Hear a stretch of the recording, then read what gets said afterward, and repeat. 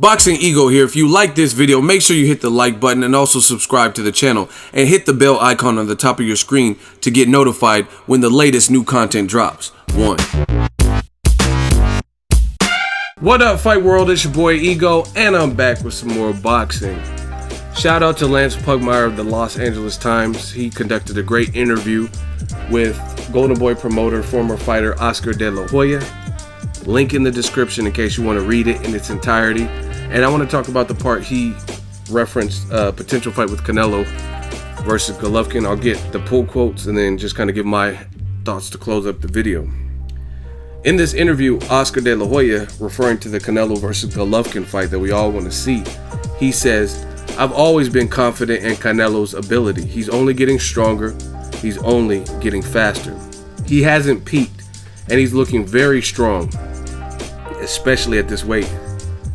He makes a strong case to beat Golovkin." You know how Oscar talk. And he's looking very strong, especially at this weight. "I've always stated Canelo is a superior fighter than most, if not all, fighters out there, and it will be an explosive, terrific fight." He goes on to comment on the Daniel Jacobs versus Triple G fight that just was had last weekend. I was there live. I covered the fight. Phenomenal time out in New York. And De La Hoya says, "Jacobs gave Golovkin too much respect. I've always said if you're a fighter who gets into great shape, you can handle pressure, any type of punch from anybody. You have to be in shape to stand toe-to-toe, and that's the mistake Jacobs made. In the second half of the fight, he did terrific, but in the first half of the fight, he gave Golovkin too much respect. Mark my words, when Canelo and Golovkin gets made, Canelo's not going to respect him one bit, right from the start." He also says, "We're ready to make this fight. We want to make this fight. Now we have to wait and see what happens with Chavez on May 6th. For more, again, check the link in the description. And I want to just kind of give my thoughts on that. First things first, seeing is believing. We've heard from the Golden Boy side that the fight's getting made.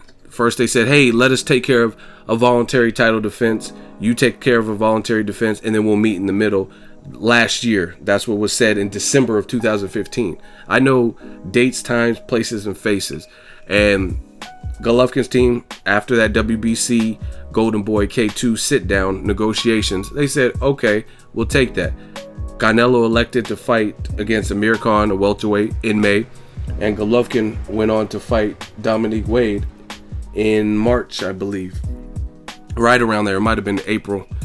And actually, I think it was in April. And they both had knockout wins. The fight wasn't made directly after. Instead, Canelo, while he was being sued, which was just held up, I'd made a video of, they tried to appeal the decision, and he still has to pay the $8.5 million as it sits to his former promoter, All Star Boxing. Again, for that video, check the video on the channel. But around that time, he vacated the belt, said, I don't have time to deal with this. I'm in court. I'm not going to be held to these artificial deadlines. And Canelo vacated his belt, relinquished his belt, notified the WBC, and Golovkin became the WBC champion. And he just successfully defended it in a controversial way against Daniel Jacobs. So fast forward to the future, I don't know. I don't know if the fight will or will not happen. I've heard varying things from both parties, from both camps. So I don't know. As an outsider looking in, all I can do is, as a boxing fan and as a journalist or reporter, I hope the fight is made. But in regards to what De La Hoya says, I agree with him to an extent with the Daniel Jacobs, but not fully. I don't think it was really an issue of Daniel Jacobs showing too much respect in the first half. I think it's somewhat true, but the way De La Hoya said it he made it sound too firm, right? And I think Golovkin, I mean, first of all, this wasn't even a fight like Ward Kovalev, where it was a fight of halves. Like, Kovalev clearly had the first half of the fight and Ward clearly had the second half of the fight. Me particularly, it was competitive all the way through, but I didn't really see in those first 3 rounds, I didn't even see Golovkin being dominant. You know what I mean? In fact, I seen people say that, oh, Golovkin had the first 3 rounds. I don't even see that. I was there live. Maybe I have to watch it again, but I don't see Golovkin easily capturing the first 3 rounds, especially round 1. It was very much a filler round. So I'll rewatch it again, but I didn't even see that. So as far as De La Hoya saying he gave him too much respect, I didn't really see Golovkin looking very dominant in any parts of the fight, other than the only rounds that absolutely Golovkin won, where you can't take away from him, was rounds 4 and 5. Maybe I think round 9 off the top of my head, but 4 and 5 are the real ones. And 1 he had a knockdown in round 4, and then 5 he had a good follow-up round. But aside from that, a lot of those rounds, especially the first 3, I don't think Golovkin did anything particularly great. You know what I mean? And Jacobs was still punching and moving. So I don't really agree fully with what De La Hoya is saying. But to a degree, I do think that Jacobs, the way I phrase it is, I think Jacobs let off the gas. Like, he was having success and then he would stop it. So he was like pushing Golovkin back. Golovkin really didn't have an answer for that, and he was just blocking. And one thing I noticed, if you push Golovkin back, if you're strong enough to do it, he almost just freezes and just plays complete defense. Guys like Floyd Mayweather, known elite, known complete fighters, and I'm not saying Golovkin's not elite, but the way he fights, he's not a super athletic guy, he's not a super quick guy, he's a powerful, strong guy. He has a good offensive brain, strong offensive puncher, but one thing that I think he lacks is his fight game is kind of one mode, and that's straight at you. If you have the power and the skill to freeze him by pushing him back and putting combinations together that he has to respect, he almost just plays defense and just like shifts and tries to, block and stuff like that. Versus guys like even Danny Garcia, who's another guy who's, in my opinion, slow, but he'll punch with you. That's how he got Amir Khan out of there. He knocked him down because as Amir Khan was eesh, he threw that hook and then it caught him. Golovkin, I don't really see him. I actually thought he was a better counter puncher, but I see when he's in there with a formidable opponent whose power he respects, he's actually not that great of a counter puncher. I thought he was a good counter puncher from fights like the fights with like Daniel Gill, but it's clear he just walked him down and didn't really respect his power. But I didn't really see much of a counter puncher with Golovkin in this particular fight because he wasn't confident in countering with a guy like this. It's like they take turns. And I think what De La Hoya is talking about, from what I've seen too, is Jacobs would push him back and it'd be working. And maybe he didn't have the stamina to keep doing it. But I think ultimately Jacobs kind of went into this fight with the aura of Golovkin on his mind. Like, hey, this guy's super dangerous. He's the boogeyman of the division. So he didn't want to get too greedy. Not knowing, sometimes when you're in there, you can't really see it. But from an outsider looking in, they see everything. Like one of my scenes from Bloodsport, when Chung Lee was fighting Van Damme's friend, and Van Damme was like, what are you doing? Keep going. What are you doing? Hey, go for the gut, Chung Lee. He's sweet in the gut. And the Frankie dude, the truck driver looking dude, yeah, I got him, Frankie. That guy, he was doing good, and he was like hurting Chung Lee, but he didn't have enough wherewithal to know. And I think there's spots where Danny Jacobs was clearly hurting Golovkin and pushing him back and getting his respect, and then for some reason he would stop, and then he would allow Golovkin to reset and then keep stalking him and stuff like that. So I think that's kind of what Oscar De La Hoya meant by that. And I think he should have just kept pushing, keep pushing. Maybe you can get a knockdown or even stop Golovkin had he done that, because he was clearly respecting something. Otherwise, it would have looked like the Dominique Wade fight, the Willie Monroe fight, or even the Kell Brook, after Kell Brook started to embarrass him in that round 2, where he just said, oh, this guy can't hurt me, and just put everything on the line and kind of got reckless and sloppy trying to get Kell, the smaller guy, out of there. So I agree with De La Hoya in that sense. Maybe there were spots where he was too respectful, where he would just let up. And Golovkin didn't really, it's not like he was doing something at those moments that he's just like, oh, pow, I have to respect. So that's that. Golovkin did, for his part, have a very good jab, a very assertive jab. And I really feel like that jab kind of came into play when Jacobs would let off of the gas. You know what I mean? When he would let off the gas, that's when Golovkin would have time to reset and continue stalking, and then that's when you start seeing him jab and be effective. But when Golovkin was getting pushed back and Jacobs was pushing forward and pushing the action, we seen a more vulnerable, more human Golovkin. As far as Canelo, it's a good fight, and like I said, Canelo's next fight determines, because I don't really think it's an easy fight with Chavez Jr. I made a video, in fact, 7 reasons why it's not an easy fight. I don't see it being an easy fight, but I want to see how Canelo looks at the weight. And depending on how he looks, if he looks spectacular, I definitely give him a shot to beat Golovkin, and I probably will pick him to beat Golovkin. But that's no give me fight with Julio. And the thing is, Julio Cesar Chavez, not only is he Mexican, but he's true Mexican style, because he showed he can take punishment, and no matter who you are, no matter what punch or whatever your game plan is, he's still going to try to come forward. Big punchers like Andy Lee, Maravilla, they kept pressing forward and busting him up, and he still kept coming. Bigger guys like Fonfara, and he did that off of a 15-month layoff. So it's interesting, very interesting with Canelo giving up that much size and even height. And I think De La Hoya, if the Canelo and Golovkin fight is made, De La Hoya is definitely going to be in Canelo's ear, giving him pointers and stuff like that. And De La Hoya said a long time ago, he said the way to beat Golovkin, or one of his weakness, he can't fight on the back foot, which is what I've been saying. De La Hoya said it. And if what he's saying is true, that's exactly what Canelo needs to do. He's a phenomenal, he's a phenomenal combination puncher.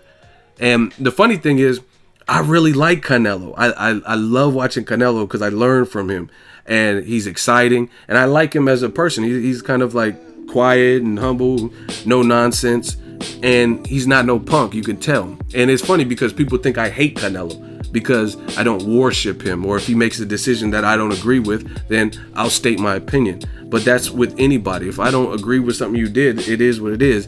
Like Broner said, anybody can get it. So people misconstrue that. These dumbass goofy fans, they misconstrue it because you don't idolize and bow down to and agree with. I'm not going to agree with something that I don't agree with, and I'm not going to front like I do just because I'm cool with that fighter or I know that fighter if you do something crazy. And I haven't agreed with everything Team Canelo has done, but I really enjoy watching Canelo. I think he's a great skilled fighter. But enough of that. I think what De La Hoya is saying is the true game plan that Canelo needs. He's a great inside fighter, and it looks like Golovkin has deficiencies on the inside. However, Golovkin is tough as fuck, and this is not necessarily a good thing, but one of my biggest takeaways, one thing that I observed in the Gennady Golovkin versus Daniel Jacobs fight is Triple G has a hell of a chin. And the reason I say it's not a good thing is because if you can tell that someone has a hell of a chin, that means you're getting hit upside the fucking head. You know what I mean? That's the only way to really tell, is if you're taking flesh shots, or you took a hard ass shot and you ate it. You know what I mean? So, I mean, take it for what it's worth, but Golovkin has a man-style chin. And I don't know. I think the Canelo fight is really good, especially if he moves up in weight. His power goes up with him. It's a good fight, but it's still dangerous because Golovkin is strong. He's taller than Canelo, and you have to be able to weather his storm. And just because one fighter has success, styles make fights. I think Jacobs utilized the ring better with his legs than I've seen Canelo. Canelo has slow feet, so he's more inclined to stand and trade, which could help, but it could hurt. It just depends who's getting off first. If Golovkin's getting off first, then Canelo being so flat-footed and slow-footed is not a good thing. But if Canelo from the offset is able to push the fighter back and get respect early, like the Alfredo Perro Angulo fight, then that's something different, because then that would hurt Golovkin, because like I said earlier, I don't think he's good off the back foot. I don't think he doesn't do as well if he's pushed back. It seems like he doesn't like being hit, and he doesn't know almost what to do. You got to be a real boxing fan or a boxer to understand some of the things I'm talking about. Like, for example, Mayweather, when he fought Maidana is a killer, you know what I mean? Especially when you're Floyd's size. Floyd's small, and you don't want to get hit with those chopping, awkward-ass punches when Maidana has you against the ropes, especially when you have a cut over your eye. And even in the heat of battle, Floyd Mayweather still slipping, dodging, and moving off of the ropes and countering, most importantly countering. I haven't really seen that with Golovkin. When he's under attack from a massive puncher, he almost lets you get your load off, get your wad off, pause, and then he responds and resumes what he was doing. But against Canelo, that's not necessarily good if Canelo's putting together 3, 4, 5 punch combinations with power. Canelo has very good hand speed, deceptively quick hands. But the fact that he's flat-footed, if Canelo wasn't flat-footed, he'd be almost unbeatable. You know what I mean? He'd be like really, really hard to beat if he could move about like Lara, but also fight like how he did and he had those really, really good legs that are quick, then he would be really a handful. But his style is not like that. But Canelo does exceptionally well if you bring the fight to him, which is kind of Golovkin's style. It's just a matter of who gets off first. And you know what I mean? Danny Garcia, Keith Thurman is a prime example. I think Keith Thurman demanded early respect from round 1, and that set the tone, and Garcia was kind of leery with getting his shots off until later in the fight. You know what I mean? So it's a good fight.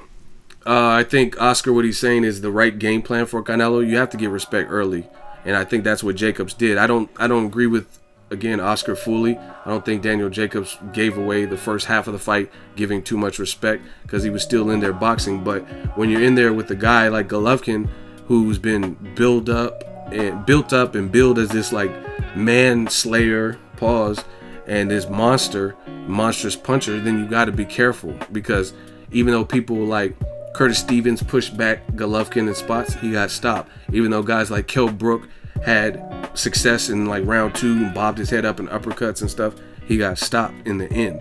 So Jacobs, he had to be cautious going into like a rematch.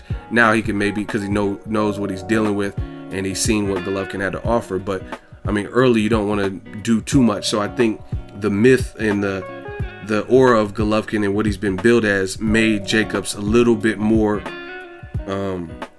content to just get greedy and just bop, bop, bop, bop, bop, and let his hands go with combinations. Because again, you got to be smart with a guy like Golovkin, because he has the power to, even if he doesn't have like single shot knockout power, he has single shot fuck you up power and change the tone of the fight.